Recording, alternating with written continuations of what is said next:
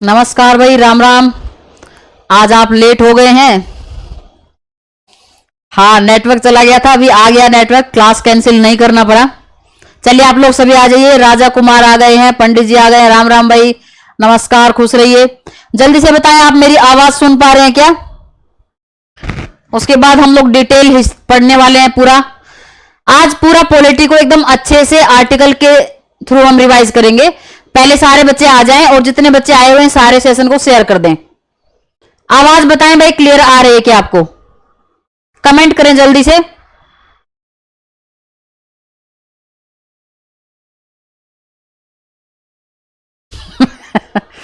Thank you बच्चे, मतलब आवाज आपको आ रही है क्लियर। आज कोई क्वेश्चन नहीं करेंगे, कोई पीपीटी यूज नहीं करेंगे, ऐसे ही सारे आर्टिकल मैं आपको याद करवाने वाले हूं। पूरे संविधान को, जो कल मैंने आपको बुक दिखाई थी भारत का संविधान, पहले हम उसको ओनली ऐसे ही याद करेंगे। देखते हैं आपके अंदर कितनी क्षमता है याद करने की। बस आपको सिर्फ सुनना है, कुछ भी लिखना नहीं है, ध्यान से सुनना है तो अपने आप याद हो जाएगा आपको। एक एक आर्टिकल पे बात करेंगे, फिर उसको क्लास बंद होने से पहले उसको रिवाइज करेंगे कि आपको कितना याद हुआ है। तब मैं आपसे क्वेश्चन पूछूंगी, आप लोग उसका आंसर करेंगे। क्लियर है सबको? चलिए शुरू करते हैं।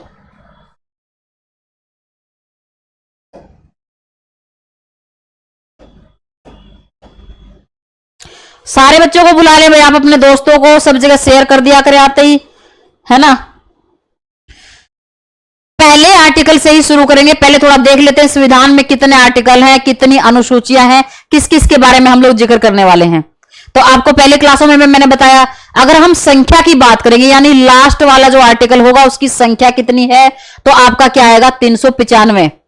और अगर सब आर्टिकल को इंक्लूड करेंगे तो 450 से भी ज्यादा हो जाएंगे। जो आपके एग्जाम के लिए जरूरी है, किसी भी एग्जाम की आप तैयारी करें तो उन्हीं आर्टिकल पे हम डिटेल बात करेंगे। जिनकी बिल्कुल जरूरत नहीं उस पर बात नहीं करेंगे। 12 अनुसूचियों के बारे में पूरा डिटेल पढ़ेंगे कि किस किस शेड्यूल में, किस अनुसूची में क्या क्या दिया हुआ है। ठीक है, तो अभी बात करते हैं। सबसे पहले हम भाग 1 की बात करेंगे, जिसमें 4 आर्टिकल दिए हुए हैं और उसमें क्या क्या लिखा हुआ है। अभी हम शुरू करते हैं इसको, ठीक है। हाँ, भाग 22 है बिल्कुल। पहला भाग है आपका भाग 1, और जिसका नाम है संघ और उसका राज्य क्षेत्र। स्टेट क्या है? संघ और उसका राज्य क्षेत्र, यूनियन एंड इट्स टेरिटरी। और इसमें हमें पढ़ने हैं 4 आर्टिकल। कितने आर्टिकल आप लोग पढ़ेंगे? 4 आर्टिकल, 1, 2, 3, 4। पहले इनके बारे में जानकारी लेते हैं कि इसमें क्या क्या लिखा हुआ है। बिल्कुल एकदम आसान हो जाएगा, कितना भी आपसे डिटेल पूछे एक भी क्वेश्चन गलत नहीं होगा। शर्त एक ही है कि आप डेली क्लास में आएंगे और ध्यान से बात सुनेंगे। जब मैं क्वेश्चन पूछूंगी उसी टाइम पे आप कमेंट करेंगे, अदरवाइज आप पहले सुनेंगे चारों के चारों आर्टिकल इसमें दिया क्या है। अगर हम बात करते हैं पहले आर्टिकल की, पहले आर्टिकल में क्या दिया गया है? देश का नाम क्या होगा। पहले आर्टिकल में पहली बात दी गई, देश का नाम क्या होगा। तो देश का नाम क्या होगा? भारत और इंडिया। हिंदुस्तान भी ऑप्शन में आता है, वो नहीं आएगा। देश का नाम क्या होगा? 2 ही नाम होंगे देश के, पहला है इंडिया और दूसरा है भारत। इन 2 ऑप्शन में जो भी दिया रहेगा आपको टिक कर देना है। पहले आर्टिकल 1 की बात कर लेते। पहली बात ये लिखी हुई है, भारत और इंडिया 2 नाम होंगे। दूसरा, इसमें एक वर्ड यूज किया गया है जिसका नाम है, जिसका क्या वर्ड यूज किया गया है? राज्यों का संघ।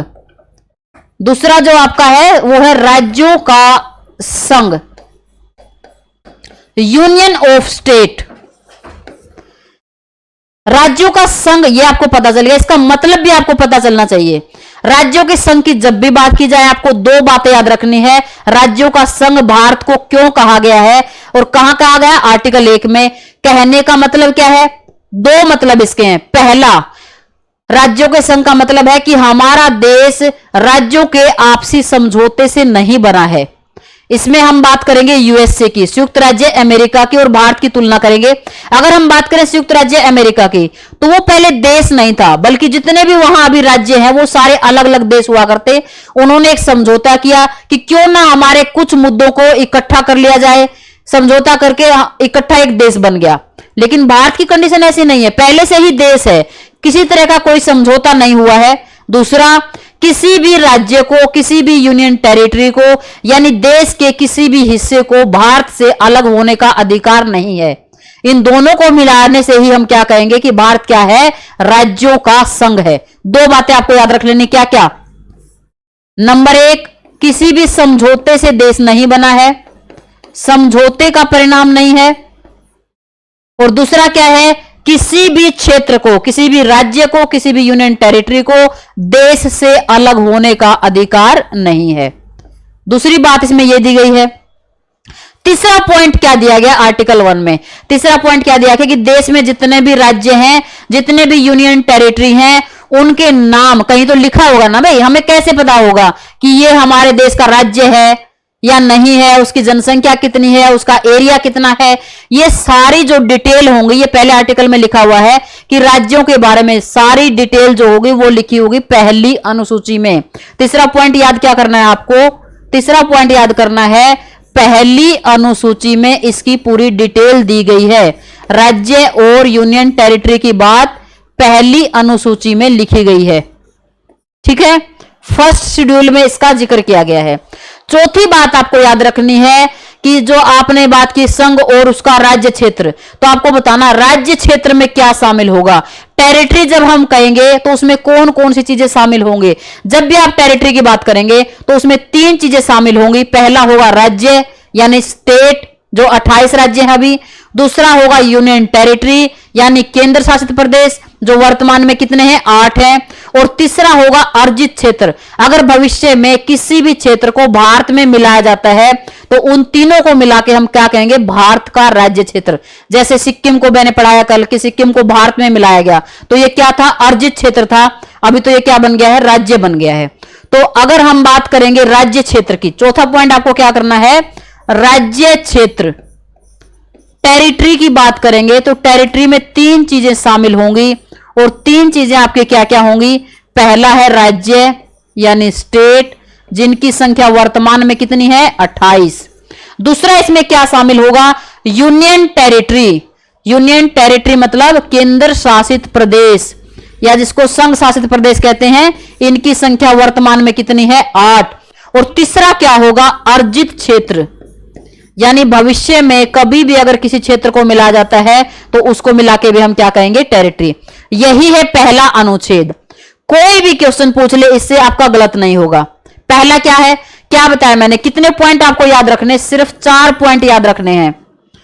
सोते हुए भी आपको आर्टिकल याद हो जाएंगे, इस बात की बिल्कुल मेरी गारंटी है। लेकिन आपको डेली क्लास करनी पड़ेगी, और जब मैं पढ़ा रही हूं तो ध्यान से आपको सुनना पड़ेगा। उस टाइम पे कोई कमेंट नहीं करना है, कुछ नहीं करना है। जब मैं आपसे पूछूंगी क्वेश्चन तभी आपको आंसर देना है, या जब मैं सारा पढ़ा दूं, जैसे मैंने 4 पढ़ा दिए, चारों के चारों आर्टिकल, आपको मैं पूछूंगी कि भाग 1 में से आपका कोई भी सवाल है तो आप कमेंट करके मुझसे पूछिए, तभी आप सही से पढ़ पाएंगे। अभी हमने 4 बात की। आर्टिकल 1 पूरी तरह से खत्म हो गया। उसमें क्या क्या दिया हुआ है? पहला पॉइंट, देश का नाम क्या होगा? तो देश का नाम क्या होगा? भारत और इंडिया। दूसरी हमने बात क्या की कि कैसा देश है, हमारी राज व्यवस्था कैसी है, हमारी पॉलिटी कैसी है देश की, तो कैसी है? राज्यों का संघ है। राज्यों का संघ कहने का मतलब क्या है? राज्य किसी भी समझौते से नहीं बने हैं, नंबर 1। दूसरा, कोई भी राज्य, यूनियन टेरिटरी या देश का कोई भी क्षेत्र भारत से अलग होने की डिमांड नहीं कर सकता है। दूसरा पॉइंट हमने पढ़ा। तीसरी बात हमने क्या पढ़ी कि जितना भी ये राज्य हैं, केंद्र शासित प्रदेश हैं, इनकी जो डिटेल दी रहेगी, जो कि पूरी व्याख्या इनकी होगी, कहां पे लिखा जाएगा? उसको लिखा जाएगा पहली अनुसूची में, फर्स्ट शेड्यूल में इसको लिखा जाएगा कि कौन कौन से हमारे राज्य हैं, कितने राज्य हैं, कितने यूनियन टेरिटरी हैं, उनका क्षेत्र कितना है, उनकी जनसंख्या कितनी है, ये सारी डिटेल किसमें रहेगी? पहली अनुसूची में। चौथी बात मैंने क्या बताई आपको कि टेरिटरी में क्या शामिल होगा, राज्य क्षेत्र में कौन कौन सी चीजें शामिल होगी। आपको 2 भी दे सकता है क्वेश्चन में, दे राज्य क्षेत्र में शामिल होगा नंबर 1 राज्य, नंबर 2 यूनियन टेरिटरी। तीसरा ऑप्शन दे देगा 1 और 2 दोनों सही। लेकिन आपको क्या याद रखना? राज्य क्षेत्र में 3 चीजें शामिल होंगी, राज्य जो कि 28 है, यूनियन टेरिटरी जो कि 8 है, और अर्जित क्षेत्र यानी भविष्य में अगर किसी भी क्षेत्र को भारत में मिलाया जाता है। क्लियर है? पहला आर्टिकल सबको क्लियर है। अब हम बात करते हैं आर्टिकल 2 में। आर्टिकल 2 में क्या दिया गया इसको देखेंगे। अब है आपका अनुच्छेद 2। अनुच्छेद 2 और अनुच्छेद 3 में बहुत सारी कंफ्यूजन होती है, बिल्कुल क्लियर हो जाएगा, एकदम ध्यान से सुनेंगे। एक सेकंड भाई, फोन को साइलेंट पे कर देती हूँ एक बार।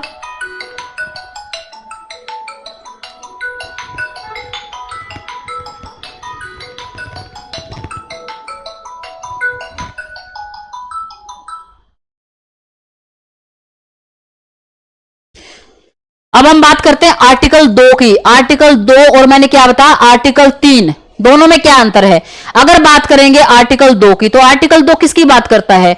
उन राज्यों की बात करता है जो भारत का हिस्सा अभी नहीं है। जो भारत का हिस्सा नहीं है, उन राज्यों की अगर बात करनी, उनको देश में मिलाना है, तो बात करेंगे हम आर्टिकल 2 में। इसलिए इसमें लिखा हुआ है क्या? नए राज्यों की स्थापना। नए राज्यों की दो वर्ड यूज किए गए, स्थापना और प्रवेश, इस्टेब्लिशमेंट और एडमिशन। एडमिशन किसका किया जाएगा? जो अपना हिस्सा नहीं है पहले। तो 2 किसकी बात करता है? जो वर्तमान में हमारे देश के, वर्तमान में भारत के हिस्से नहीं है, अगर उनको भारत में मिलाना है तो हम बात करेंगे आर्टिकल 2 में। जैसे सिक्किम को भारत में मिलाया गया, तो सिक्किम को भारत में अगर मिलाना है तो किस आर्टिकल के थ्रू होगा? आर्टिकल 2। ठीक है। सिक्किम के लिए हालांकि एक आर्टिकल जोड़ा गया था, उसको भी आपको याद रख लेना है। अच्छा, कलर चेंज कर देते हैं। ओके बच्चे, कौन सा कलर चलेगा भाई इसमें? ये भी नहीं पता मुझे। रेड चल जाएगा क्या? रेड कलर ठीक रहेगा? बेस ही चेंज कर देते हैं, चिंता मत करो।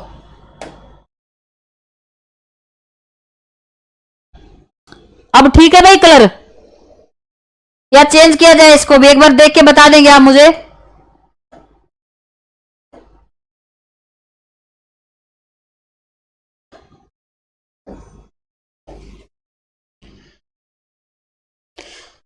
हाँ, आर्टिकल 2 की बात करते हैं। आर्टिकल 2 के बाद एक आर्टिकल और जोड़ा गया। हालांकि अगर सीधा मिलाना होता, मैंने कल की क्लास में आपको बता दिया, सिक्किम को पहले अधिराज्य के रूप में, एसोसिएट स्टेट के रूप में किया गया था। हाँ, राइट करके देख लेते हैं, हो जाएगा, ये सही हो जाएगा। पहले उसको एसोसिएट के रूप में शामिल किया गया, यानी कुछ मुद्दे ही भारत ने लिए और बाकी मुद्दे सिक्किम के पास रहे। इसको बोलते हैं एसोसिएट, सहयोगी राज्य, यानी अपने देश का हिस्सा नहीं है, लेकिन कुछ मामले हैं जो भारत देखेगा, बाकी मामले थे जो सिक्किम देखेगा। तो उस सहयोगी राज्य बनाने के लिए संविधान में ही संशोधन करना पड़ा और एक अलग से आर्टिकल जोड़ना पड़ा, जो अभी संविधान में नहीं है, अभी इसको हटा दिया गया। क्यों हटाया गया उसकी बात करते हैं। तो संविधान में एक आर्टिकल जोड़ा गया जिसका नाम था आर्टिकल 2A। आर्टिकल 2A ये किसके लिए था? सिक्किम के लिए। सिक्किम राज्य को अधिराज्य के रूप में अगर स्वीकार किया गया तो इसको बना दिया गया आर्टिकल 2A के थ्रू, अधिराज्य। और अधिराज्य मैंने आपको बता दिया, कुछ मामले थे जो भारत के पास चले गए, बाकी मामले सिक्किम के पास रहे। कुछ ही दिनों के बाद सिक्किम को रियलाइज हो गया कि नहीं, भारत ही हमारे लिए सुटेबल देश है। तो जब सिक्किम पूरी तरह से भारत में मिल जाएगा, ये कब होगा? ये होता है आपका 35वां संशोधन। बहुत बार पूछा जाता है आपसे। 35वें संशोधन से सिक्किम को सहयोगी राज्य के रूप में शामिल किया गया। आर्टिकल 2A जोड़ा गया, 10वीं अनुसूची जोड़ी गई। ये वाली 10वीं अनुसूची नहीं, दल बदल वाले की बात नहीं कर रही मैं, ये तो बाद में जुड़ी है। इससे पहले एक 10वीं अनुसूची जोड़ी गई थी, लेकिन जैसे ही आर्टिकल 2A खत्म हो जाता है तो 10वीं अनुसूची को भी हटा दिया जाता है। इसके कुछ दिन के बाद ही होगा आपका संशोधन, यानी जब पूरी तरह से सिक्किम को भारत में मिला दिया जाएगा। उमा पटेल, गुड इवनिंग बच्चे। हाँ, क्लियर है सबको? 36वां एक संशोधन किया गया और 36वें संशोधन से सिक्किम को पूर्ण राज्य बना दिया जाएगा, यानी पूरी तरह से भारत में इसको शामिल कर दिया गया। जब सिक्किम को पूरी तरह शामिल कर दिया गया, यानी नॉर्मल स्टेट हो गया। ये जैसे देश में बाकी स्टेट थे वैसे ही ये स्टेट हो गया। 22वें राज्य के रूप में भारत में पूरी तरह से मिला लिया गया। जब पूरी तरह से मिला लिया जाएगा तो इस आर्टिकल की कोई जरूरत नहीं रहेगी, तो इस आर्टिकल को भी हटा दिया जाएगा। किससे? 36वें संशोधन से 3 काम किए गए। पहला, सिक्किम को राज्य बनाया गया, पूर्ण राज्य का दर्जा दिया गया, पूरी तरह से भारत में मिलाया गया। दूसरा, आर्टिकल 2A को समाप्त कर दिया गया, 10वीं अनुसूची को भी समाप्त कर दिया गया। क्लियर है भाई 2 के बारे में? फिर से मैं एक बार बता देती हूं, ध्यान से आप सुनेंगे। हाँ, 1975 में सिक्किम बना, बिल्कुल। हाँ सिक्किम के, अभी मैं बता देती हूँ क्लियर बिल्कुल। हमने बात की पहले आर्टिकल 2 की। आर्टिकल 2 क्या है? बाहरी राज्यों को देश में मिलाना। उनकी बात करें जो वर्तमान में देश का हिस्सा नहीं है, जो भारत का हिस्सा नहीं है, उसको अगर भारत में मिलाना है तो आर्टिकल 2 का प्रयोग किया जाएगा। इसका प्रयोग पहली बार कब किया गया? एक आर्टिकल जोड़ा गया 2A 1975 में, और यह मामला क्या था? सिक्किम का मामला था। सिक्किम को पूरी तरह से अगर मिला ले जाता तो आर्टिकल 2A जोड़ने की जरूरत ही नहीं थी, लेकिन अधिराज्य के रूप में मिला गया, नहीं कुछ ही उसके मुद्दे लिए गए, इसलिए 2A जोड़ा गया, 10वीं अनुसूची जोड़ी गई। कुछ दिन के बाद ही 36वां संशोधन होगा। यह 35वें संशोधन से किया गया था।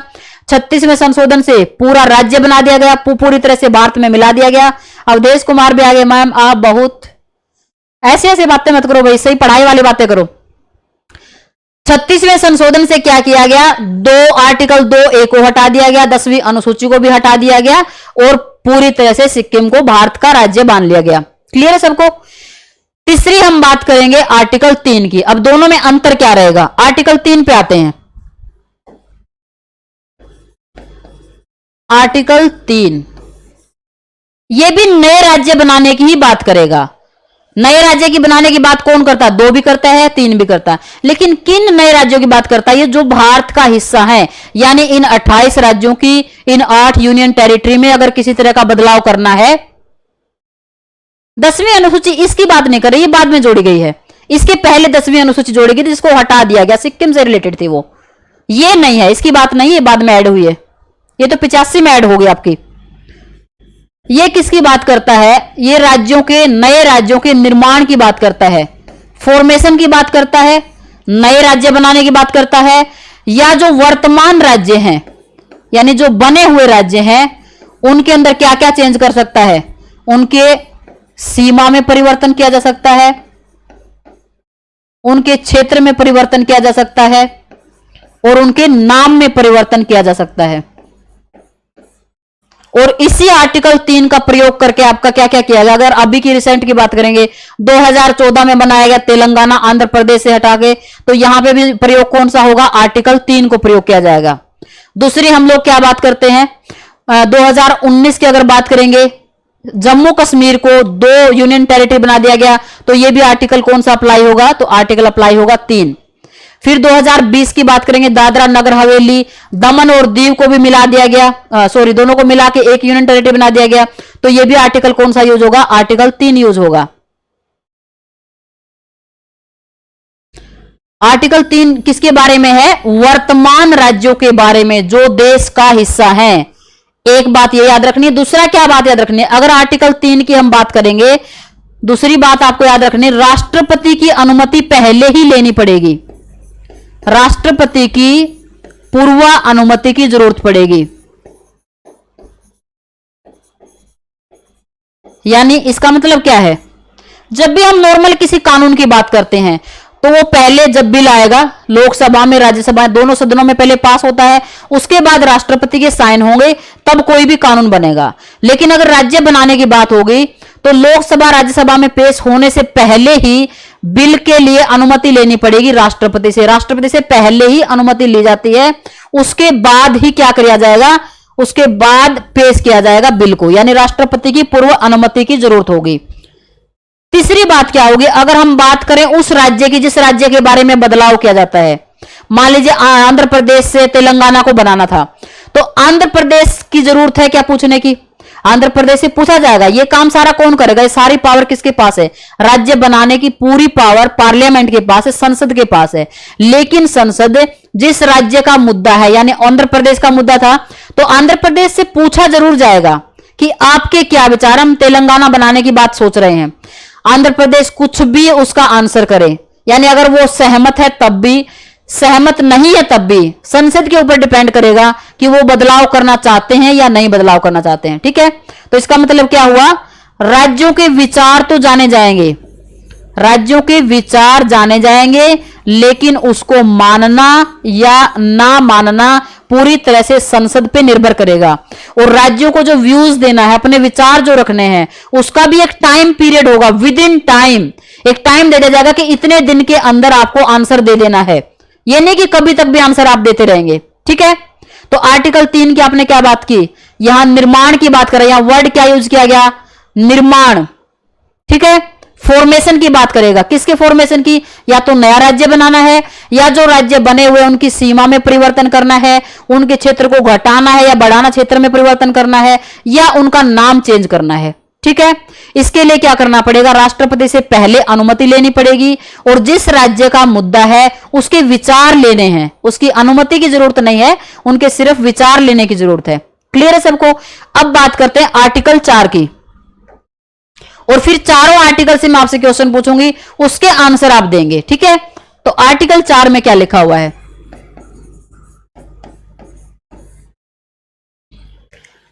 आर्टिकल 4 में दो ही बातें लिखी हुई हैं कि जो अभी हम जिनकी बात कर रहे थे, संशोधन कैसे होगा, तो इसमें क्या दिया गया है कि नए राज्य बनाने के लिए जो संशोधन की जरूरत पड़ेगी वो क्या होगा, साधारण बहुमत से होगा। नंबर 1, साधारण बहुमत की जरूरत पड़ेगी। कल की क्लास में हमने एक क्वेश्चन किया था, कितने प्रकार के बहुमत हमने पढ़े थे, 3 प्रकार के, एक था साधारण बहुमत, एक था विशेष बहुमत, और तीसरा था विशेष बहुमत और आधे राज्यों का अनुसमर्थन। तो यहां किसकी जरूरत पड़ेगी, सिर्फ विशेष बहुमत की। दूसरा क्या याद करना है आपको, इसको हम 368 आर्टिकल 368 के तहत इसको संविधान संशोधन नहीं माना जाएगा। अनुच्छेद 368 के तहत इसको संविधान संशोधन नहीं कहेंगे, संविधान संशोधन इसको नहीं माना जाएगा। क्यों, जब आर्टिकल 368 मैंने कल की एक क्वेश्चन में हमने डिस्कस किया था, आर्टिकल 368 में 2 तरह के संशोधन की ही बात की गई है। कौन कौन सा, विशेष बहुमत वाला, और दूसरा विशेष बहुमत और आधे राज्यों का अनुसमर्थन। यहां जब राज्य बनाने की बात होगी तो साधारण बहुमत की बात करेंगे, तो इसलिए साधारण बहुमत होने के कारण इसको हम आर्टिकल 368 के तहत संविधान का संशोधन नहीं मानेंगे। ये 2 ही बातें आर्टिकल 4 में लिखी हुई है। अब हम एक बार रिवाइज करते हैं, आप बताएंगे मैम एक बार आर्टिकल 2 को बता दीजिए। हाँ, मैं सारा ही बता देती हूं मां अभी से। अभी ये हमारा पहला भाग पूरी तरह से कंप्लीट होगा जिसमें 4 आर्टिकल हैं। फिर से हम एक बार रिवाइज करते हैं, ध्यान से सुनेंगे। हाँ, पहला मैंने क्या बताया था, पहला क्या है, नाम है देश का नाम क्या है, इंडिया, भारत। दूसरा पॉइंट उसमें क्या था, राज्यों का संघ है। राज्यों का संघ मतलब समझौते से नहीं बने हैं और कोई भी राज्य देश से अलग नहीं हो सकता है। तीसरा क्या बताया कि इन राज्यों और केंद्र शासित प्रदेश की डिटेल जो व्याख्या होगी, डिटेल जो लिखा होगा वो लिखा होगा पहली अनुसूची में। और चौथी बात मैंने क्या बताई, टेरिटरी में क्या क्या शामिल होगा, राज्य, केंद्र शासित प्रदेश और अर्जित किए जाने वाले क्षेत्र। ये था आपका आर्टिकल 1। अब बात करते हैं आर्टिकल 2। आर्टिकल 2 में उमा को प्रॉब्लम है उमा, यही बात है ना।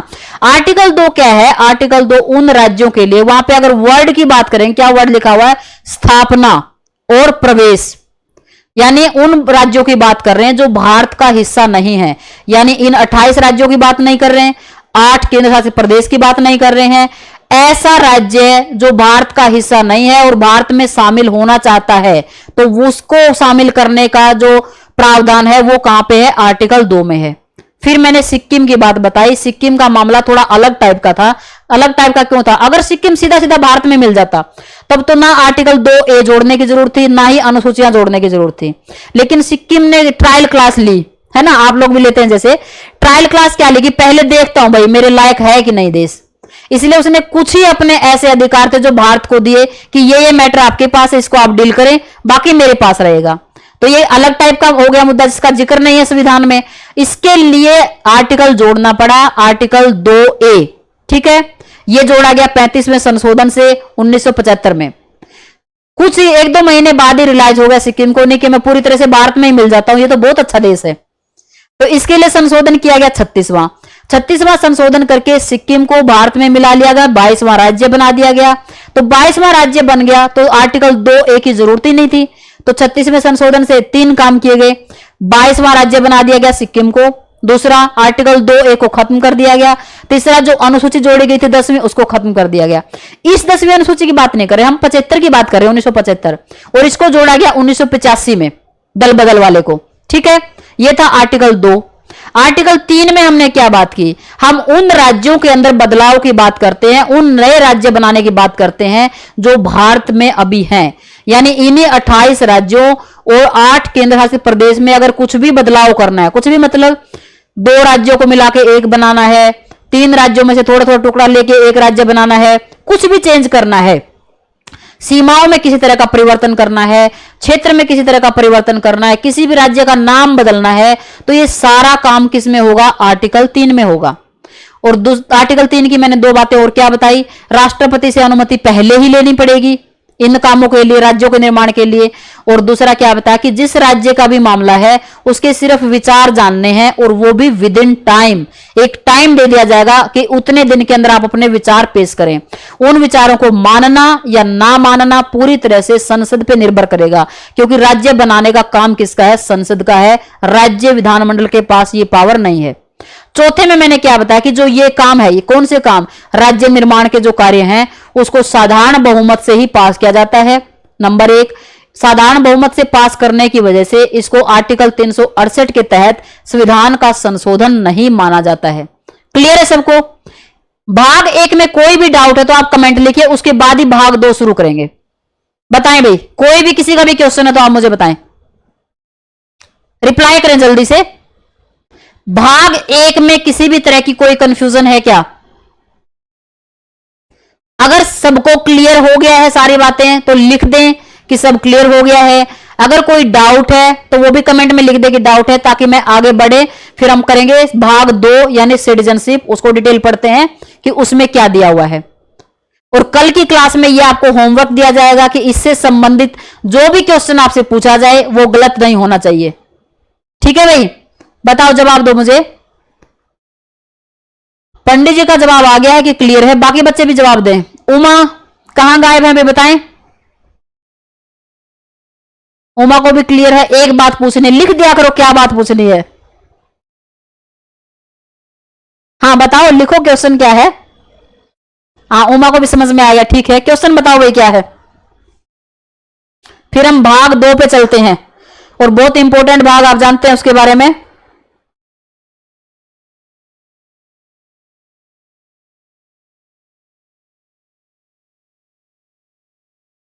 ठीक है, सबको क्लियर है।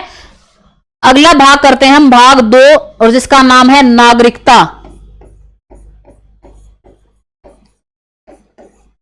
नागरिकता का जिक्र कहां पे है? भाग 2 में। और कौन कौन से आर्टिकल इसमें हमें पढ़ने हैं? आर्टिकल 1 में जीता हुआ या कब्जा किया हुआ भाग भी आर्टिकल 1 में ही आएगा। क्वेश्चन नहीं समझ में आपसे, क्या करें? क्वेश्चन सही से लिखो, क्या पूछ रहे हो मुझे समझ नहीं आ रहा है। इसमें आपको आर्टिकल पढ़ने 5 से लेके 11 तक। और ये बहुत इंपॉर्टेंट है, बार बार क्वेश्चन पूछते हैं, थोड़ा कंफ्यूजन वाला भी है, तो इसको एकदम ध्यान से पढ़ेंगे। एक एक आर्टिकल को हम अच्छे से करते हैं।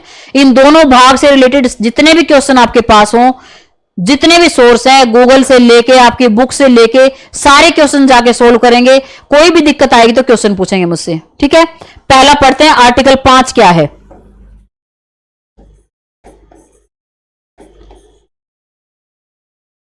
आर्टिकल 5 का जो हेडिंग है वो क्या है? संविधान के प्रारंभ पर नागरिकता।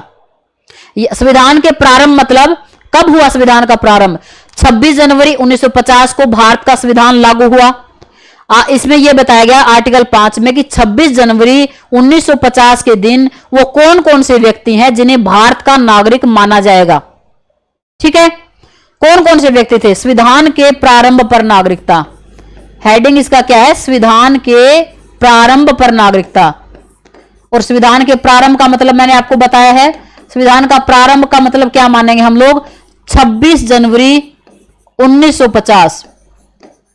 26 जनवरी 1950 के दिन किस किस को भारत का नागरिक माना जाएगा उसकी बात हम लोग करेंगे। तो इसमें आपको 3 बातें याद रखनी है। पहला, या तो वो खुद व्यक्ति भारत में जन्मा हो। मान लीजिए मुझे अपने बारे में बात करनी है कि मैं भारत की नागरिक होंगी कि नहीं 26 जनवरी 1950 के दिन। अगर मान लीजिए उस टाइम पे मैं होती तो आपसे क्या कहा जाएगा कि आप खुद पैदा हुए हो। अगर आप खुद पैदा हुए तो ठीक है, अगर खुद नहीं पैदा हुए तो दूसरा ऑप्शन आपको क्या दिया जाएगा? आपके माता पिता में से कोई पैदा हुआ हो। माता या पिता में से कोई भारत में पैदा हुआ है तब भी आपको भारत का नागरिक मान लिया जाएगा। और तीसरी कंडीशन क्या थी? आप खुद भी भारत में पैदा नहीं हुए, आपके माता पिता भी भारत में पैदा नहीं हुए, लेकिन संविधान लागू होने के 5 साल पहले से आप भारत में रह रहे हैं। मतलब इसका क्या माने? मान लीजिए कोई 1945 से 1944 से लगातार भारत में निवास कर रहा है, 5 साल पहले से, 5 वर्ष पहले से लगातार भारत में निवास। 5 वर्ष पहले कब? 1950 से 5 वर्ष पहले से। तो इन तीनों को ही भारत का नागरिक मान लिया जाएगा। आर्टिकल 5 में ये 3 बातें दी गई हैं। ये 3 ही बातें आपको याद रखनी है। क्या क्या? संविधान के प्रारंभ पर नागरिक कौन कौन होंगे, यानी 26 जनवरी 1950 के दिन किस किस व्यक्ति को, भारत के इलाके में जो रह रहे किस किस व्यक्ति को भारत का नागरिक माना जाएगा। या तो वो आदमी खुद भारत में जन्मा हो, अगर उसका जन्म भारत में नहीं हुआ है, उसके माता पिता में से किसी का जन्म भारत में हुआ हो, और तीसरा दोनों ही कंडीशन नहीं है, वो खुद भी पैदा नहीं हुआ, उसके माता पिता भी यहां पैदा नहीं हुए, तो 5 साल पहले से भारत में रह रहा हो। कब 5 साल पहले?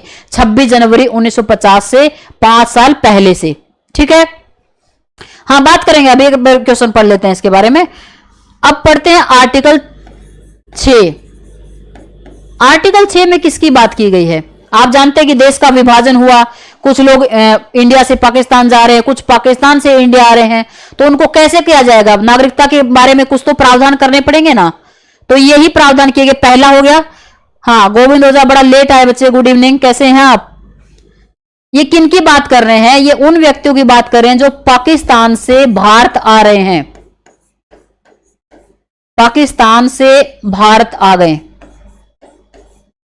डिवीजन के बाद जो पाकिस्तान में लोग रहे थे, जिनको भारत को ही अपना देश मानना था, वो पाकिस्तान से आ रहे हैं भारत में, तो उनको क्या माना जाएगा? आर्टिकल 6 के तहत उनको भारत का नागरिक माना जाएगा। ठीक है, इसमें भी 2 बातें आपको याद रखनी है। एक डेट याद रखनी है आपको, 19 जुलाई 1948।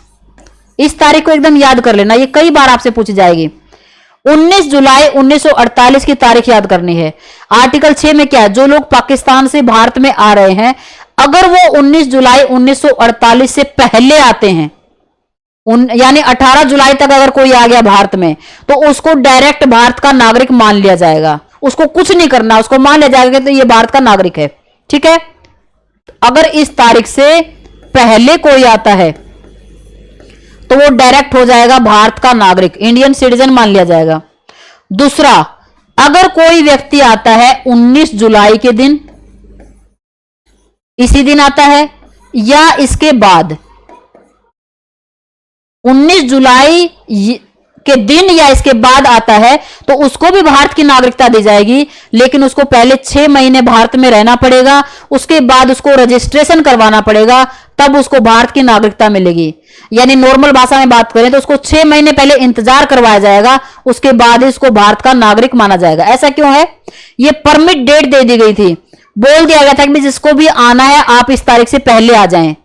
अगर किसी का पहले मन नहीं बना, बाद में मन बना, तो उसको थोड़ी सजा तो मिलेगी ना।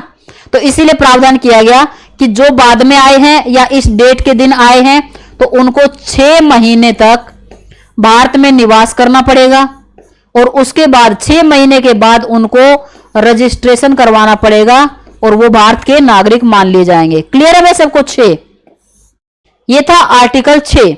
अब हम बात करते हैं आर्टिकल 7 की। आर्टिकल 7 किसके बारे में बात करता है?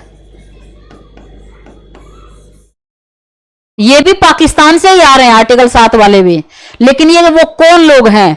ये भारत में थे पहले, मतलब जब डिवीजन हुआ तो मान लीजिए उनका घर भारत में था और उनका मन किया नहीं यार मैं तो पाकिस्तान में जाता हूं, मुझे तो लग रहा वो देश अच्छा होगा, कुछ दिन वहां पे रहे, और कुछ दिन के बाद उनको लगा नहीं यार मेरे लिए तो भारत ही सही है।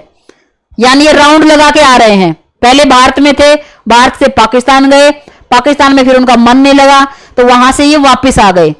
7 किसकी बात कर रहा है?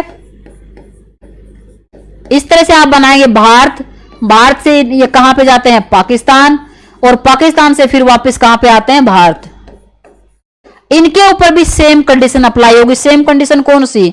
जो 19 जुलाई 1948 के बाद में जो लोग आए थे या उस दिन जो आए थे, जो काम उनको करना पड़ता था नागरिक बनने के लिए, वही काम इनको भी करना पड़ेगा।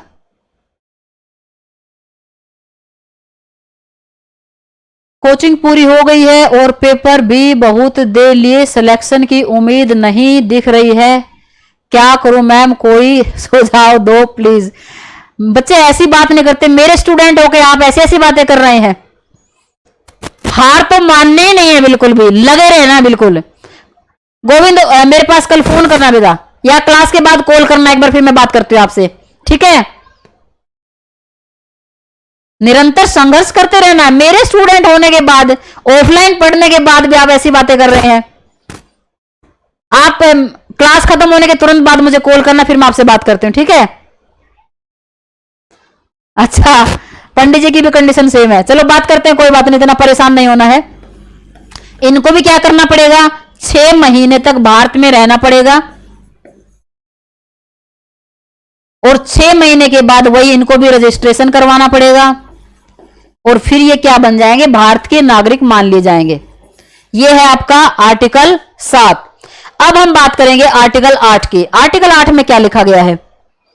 हमारा देश नया नया आजाद हुआ, बहुत सारे लोग थे जो भारत से बाहर रह रहे थे, कोई कनाडा में जाके शिफ्ट हो गया, कोई किसी देश में जाके शिफ्ट हो गया। यहां हर दिन देख रहे हैं कि आंदोलन हो रहे हैं, बहुत दंगे फसाद हो रहे हैं, तो जो लोगों को लगा कि नहीं यार ये देश मेरे लिए अभी सेफ नहीं है, मैं दूसरे देश में जाके सेटल हो जाता हूं, ठीक है। भारत ने उनको भी न्योता दिया कि जो बाहर रह रहे हैं, भारतीय मूल के जो व्यक्ति बाहर रह रहे हैं, हाँ ठीक है बच्चे, गोविंद कॉल करना मुझे, उनको भी बोला कि अगर आप चाहें, भाई भारत आजाद हो गया है, अभी ऐसी कोई कंडीशन नहीं है, कोई डिस्टरबेंस नहीं है, अगर आप चाहते हैं कि आपको भारत का नागरिक बनना है तो आप भारत का नागरिक बन सकते हैं। आपके पास 2 उपाय हैं। अगर आपको भारत आके नागरिकता लेनी है तो भारत आके भी आप रजिस्ट्रेशन करवा सकते हैं, या आप इंडिया नहीं आ सकते हैं तो जिस भी देश में है, मान लीजिए कोई कनाडा में रह रहा है, तो वहां पे जो दूतावास तो होगा ना भारत का, भारत के दूतावास में आपको जाना है, वहां पे आपको एक फॉर्म फिल कर देना है कि हम भारत का नागरिक रहना चाहते हैं, ठीक है, तो उसको भी भारत का नागरिक मान लिया जाएगा। तो 8 किसकी बात करता है, भारतीय मूल के लोगों की। आर्टिकल 8 में किसकी बात की गई है, भारतीय मूल के व्यक्ति को नागरिकता देने की बात की गई है। भारतीय मूल के व्यक्ति की नागरिकता क्लियर है भाई सबको।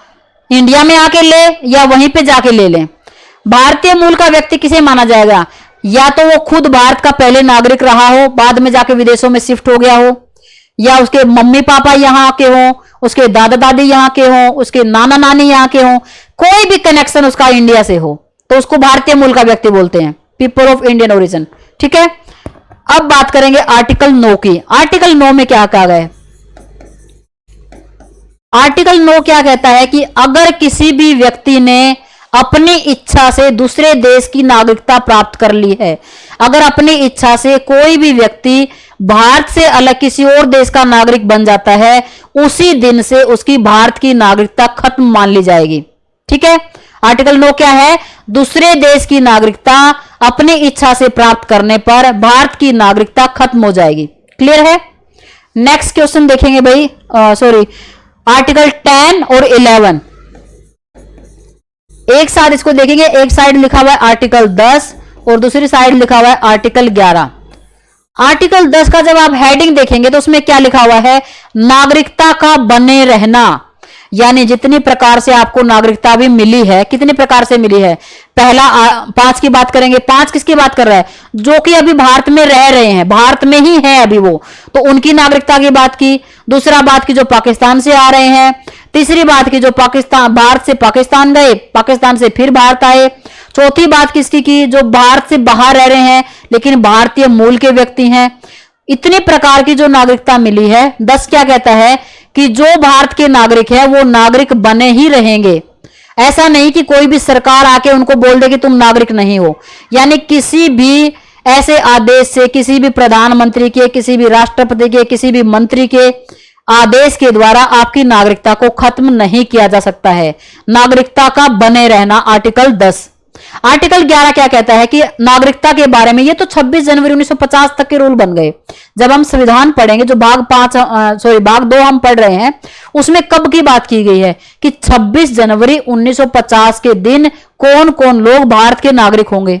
उसके बाद क्या होगा जैसे अभी अगर हम बात करेंगे तो हमारे पास नियम है, एक नागरिकता अधिनियम 1955, कई सारे उसमें बदलाव भी हुए। तो 11 में ये अधिकार दे दिया गया पार्लियामेंट को कि अभी के लिए तो हमने बना दिया नागरिक कौन कौन होगा, आगे के लिए कौन कौन नागरिक होगा, उसके क्या रूल रेगुलेशंस होंगे, क्या कानून होंगे, ये पूरा अधिकार किसके पास होगा, पार्लियामेंट के पास। ये बात किसमें कही गई है, आर्टिकल 11। आर्टिकल 11 के तहत संसद के पास ये पावर है कि वो नागरिकता के बारे में नियम बनाए। ठीक है, हाँ, नागरिकता अधिनियम 1955।